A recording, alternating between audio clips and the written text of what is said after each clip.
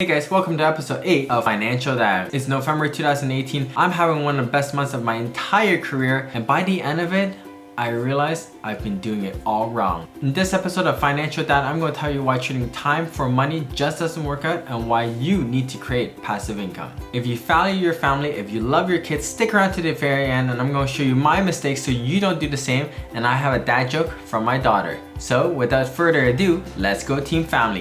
Okay, so before we go, I have a poop emoji colored by my son, and he said, "Hey dad, if I poo rainbow color like this, do I have to go see a doctor?" And I said, "Son, yes, please go see a doctor if you poo rainbow color like this." Maybe? Okay, yeah, so I have 9 subscribers. If you like the content that I'm creating, please consider subscribing and smashing that like button. It would really help out. Okay, so a couple of things about trading time for money. Let's just start with the definition of what it is. It's simply what your hourly wage is multiplied by the amount of hours you work in a job. So if a job pays you $15 an hour and you work 8 hours, you would get $120 in that shift. That's how it is. What are some time for money jobs? Well, if you're a gas attendant, if you work in a restaurant, if you work in retail, quite often those jobs are time for money type jobs. Some time for money jobs pay very well. The average American makes $27 per hour, but there are jobs that will pay you hundreds of dollars an hour. That's great if you make that, but at the end of the day, you're still under the limitation of the number of hours you can work. The more hours you work, the more you get paid. The less hours you work, the less you get paid. And there lies the problem. There's the limitation. You will never make more money because it always depends on you being there. I know a lot of you out there are working hard and working hard for your family. You want to provide for them. You want your kids to have opportunities that you never got, and you want them to be the best that they can be. One of the ways that I try to do is by working as much as I can so that I can provide for them financially. I have a super wife. She does a great job taking care of my kids. And so being the person responsible for finance, I try to work as much as I can. As a self-employed small business owner,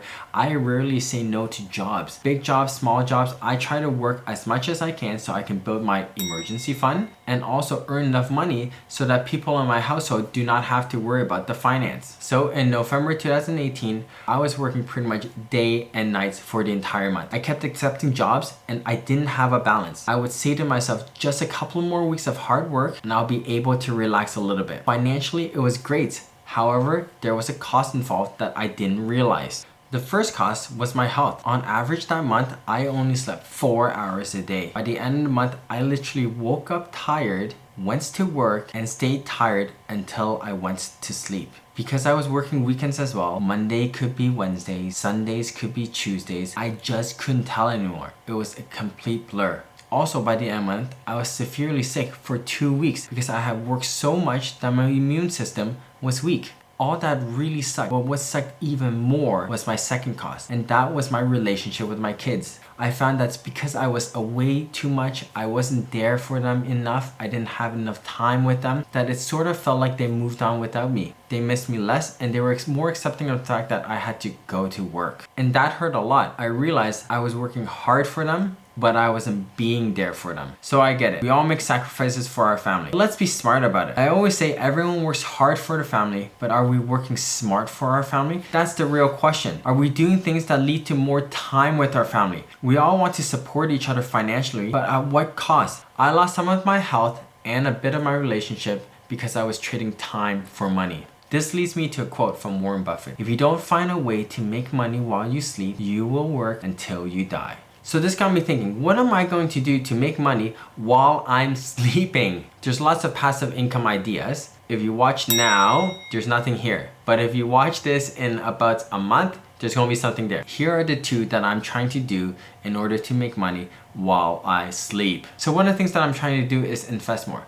I really believe in ETFs. The best part about ETF is that it only takes you minutes a month to maintain your portfolio. In any given month, if I have extra money, I will open my investing account, I will see where my allocation is between the different ETFs I've invested, and I would rebalance. And it only takes me a couple of minutes. The best part about it is that it tracks the market. You're not going to make as much money as people who pick winning stocks, but you're also not going to lose as much money as people who pick losing stocks. And ultimately though, is to create time with your family. And I like the fact that it tracks the market because then it takes me less time to maintain it and it gives me more time to spend with my kids, which is really what I want to do. You know what one of the best things about investing is? You get a dividend payment. This is literally the best passive income you can get. You get money for holding a share of a company or a group of company if we're talking about an ETF, and you get money because you bought into it. You did nothing. I remember the first time I got a dividend payment, I think it was $5 at most, but it was the best $5 I ever got because I literally got it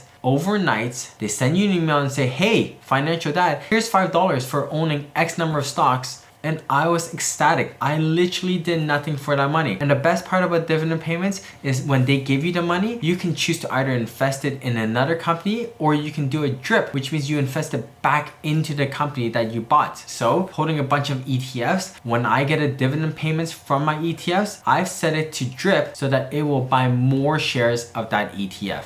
Okay, so the thing about investing is that you just have to remember it's going to take a bit of time. It's not like you have $10 million to invest right away. We're all trying to slowly build up our portfolio with whatever money we have. But the key is to start now. Start right now and thank yourself in 15, 20, 30 years from now because you took action today because of it. So let me tell you now about the second thing I'm trying to do.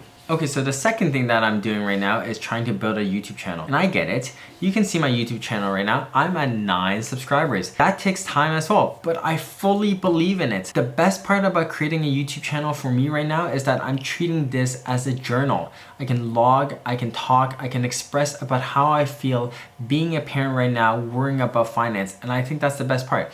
Even if I don't monetize this, I can look back in the year and I can gain valuable information because I can see how I'm reacting to current events and I can alter the way I think about the future because of how I react today. So that's the best part. But the second part about YouTube channel is I actually started one with my wife. It's called Little Monkey Learning and I think it's been a lot of fun.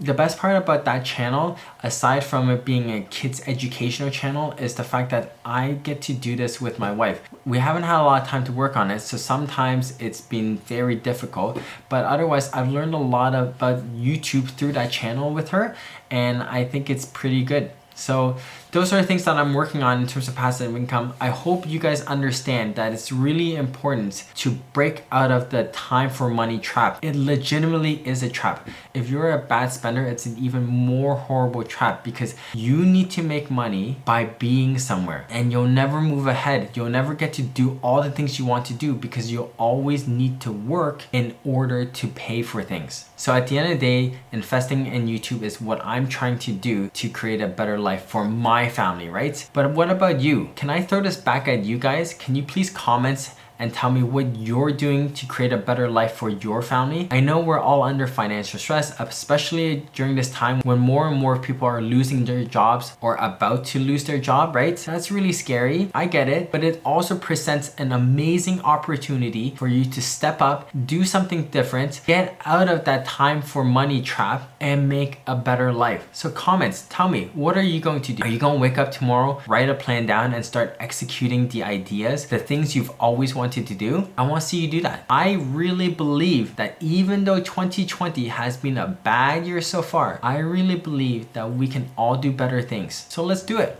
Let's go. Okay, so here's your dad joke from my daughter. Both her and my wife are allergic to nuts, and it goes like this. My wife and daughter are allergic to nuts. What kind of nuts can she eat? Okay, they're both allergic to nuts. What kind of nuts can she eat? Donuts. I think it's pretty good. Okay, so this episode is about trading time for money. Leave a comment, leave a like, subscribe, and say, hey, financial dad, you know what? You're right. You're right. I've been working this job for so long and I hate it. I've been in the same position I was last year and I hate it. This job is no good. Now's an amazing time. 2020 is so unpredictable. It's gone really bad so far, but it's given people the opportunity to think about where they are and where they want to be. So tell me, what are you going to do to change your life? Okay, talk to you guys soon. Bye.